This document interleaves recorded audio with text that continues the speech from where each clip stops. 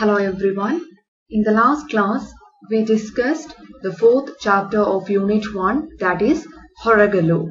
Horagalu is an anecdote written by Sudhamurthy, and in this chapter we saw Sudhamurthy spent her childhood in a little village, and in that village there was a large banyan tree, and under the banyan tree there was a Horagalu, and Horagalu is a stone bench.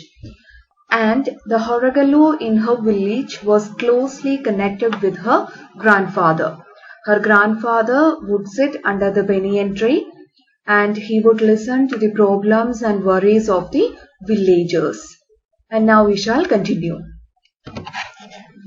Later on in life, I got to see something that reminded me of that stone bench once again. I was working in Bombay, now Mumbai.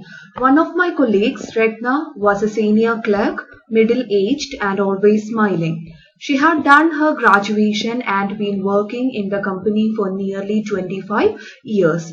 She went about her repetitive, mundane work with an infectious cheerfulness.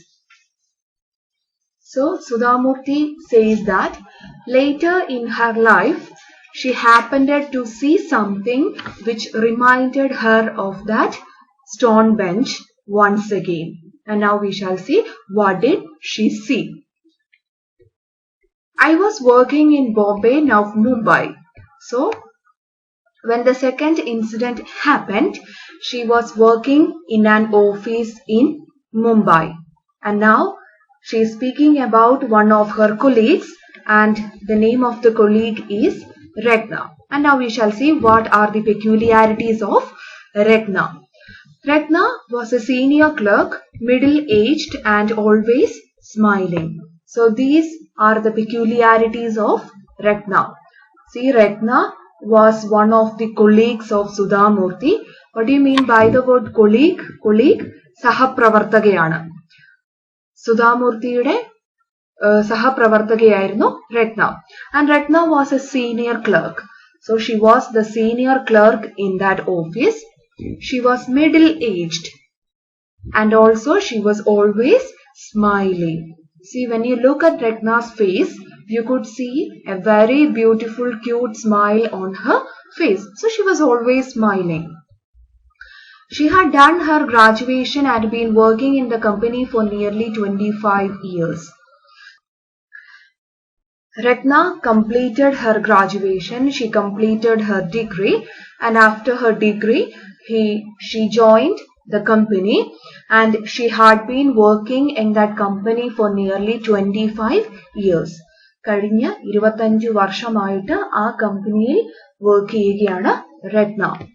She went about her repetitive mundane work with an infectious cheerfulness. Cheerfulness, happiness, സന്തോഷമാണ്. Infectious, spreading. Mundane, dull, ordinary. For the last 25 years, she had been doing the same ordinary work, but she did the work with infectious cheerfulness. She did the work with great happiness and she was spreading this happiness all over the company. So Ratna was the colleague of Sudhamurthy. She was a middle-aged woman, a senior clerk. She had been working in that company for the last 25 years. And she was doing the same ordinary work for the last 25 years, but she was very happy with the work. Every day during the lunch hour, she would sit with some person in one of the rooms and they would have long chats. I would often wonder what they talked about. One day, I finally asked her, Ratna, what do you talk with each person for the whole lunch hour? Ratna smiled and said simply, they share their troubles with me. See, every day during the lunch hour, Sudhamurthy saw Ratna sitting with some person in one of the rooms. And during the lunch hour, Ratna and the person will be having a long conversation.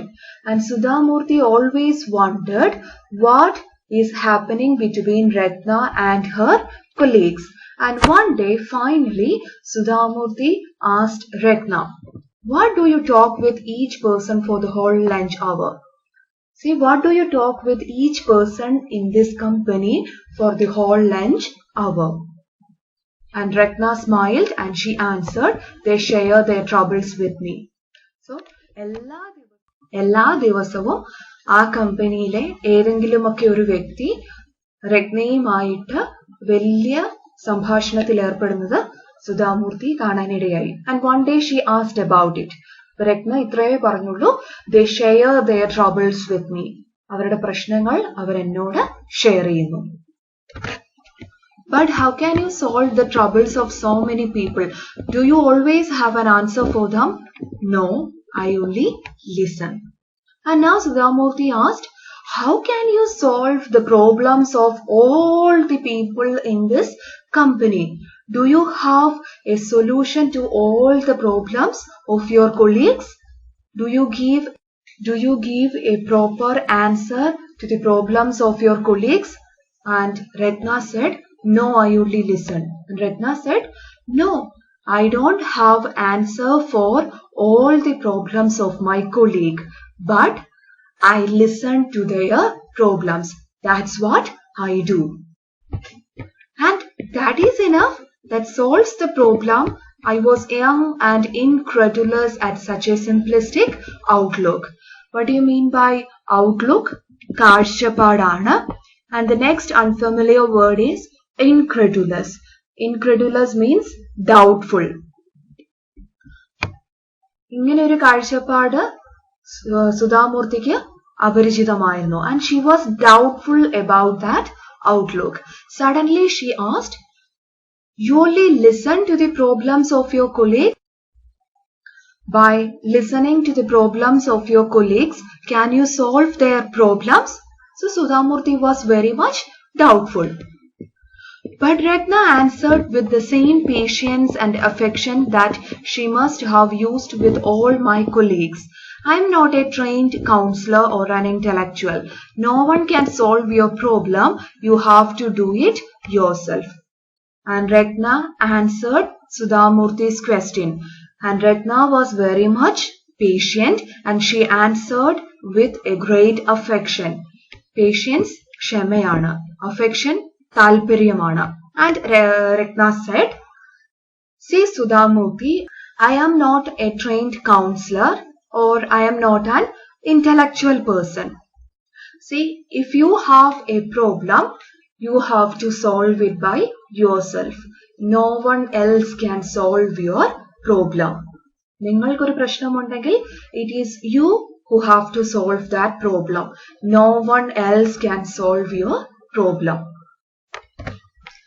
Then how do you help them by listening to them? So Sudhamurthy asked, if you cannot solve their problems, then what is the need of listening to their problems? What is the use of listening to their problems? Ratna answered, God has given me 2 ears to listen to others. I hear them out with sympathy and without any judgment. When a person in trouble or under a lot of strain finds an outlet for his worries, it relieves half his burden. See, there are some unfamiliar words here. The first word is relieve, means release, vimuktamaaguka. Strain, ക്ലേശം, ബുദ്ധിമുട്ട്. Outlet, പുറത്തേക്കുള്ള മാർഗം. Sympathy, സഹതാപം. See, according to Ratna, God has given her 2 ears to listen to other people.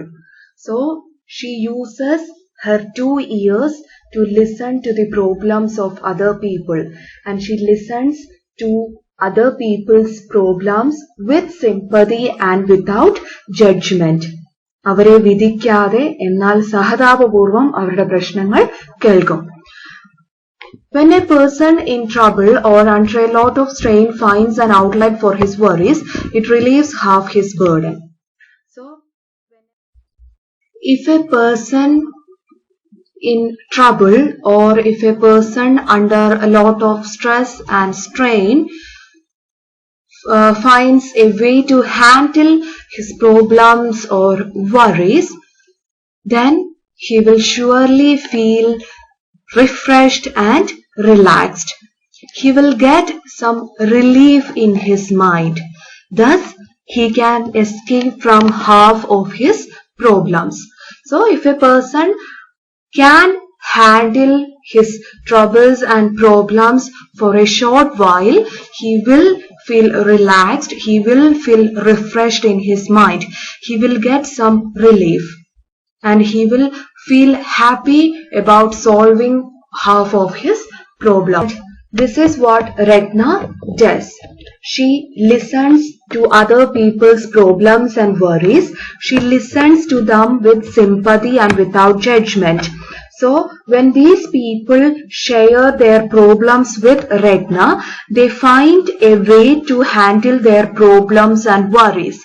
And by sharing their problems with Regna, they feel like handling the problems and they feel like getting a relief from half of their problems.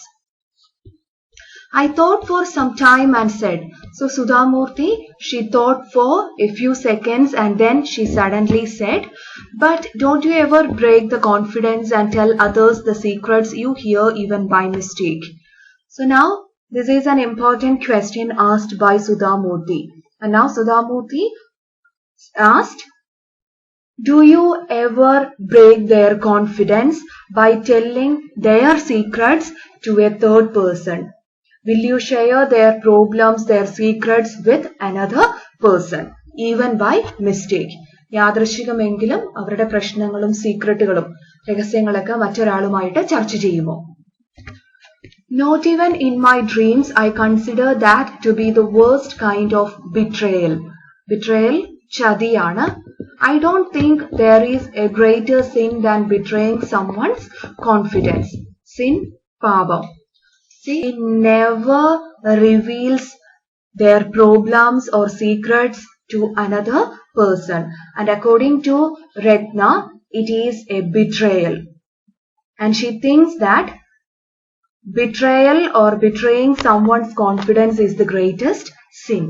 ഒരാളുടെ ആത്മവിശ്വാസം തകർക്കുക എന്ന് പറയുന്നത് ഏറ്റവും വലിയ പാപമായിട്ടാണ് രത്ന കണക്കാക്കുന്നത്.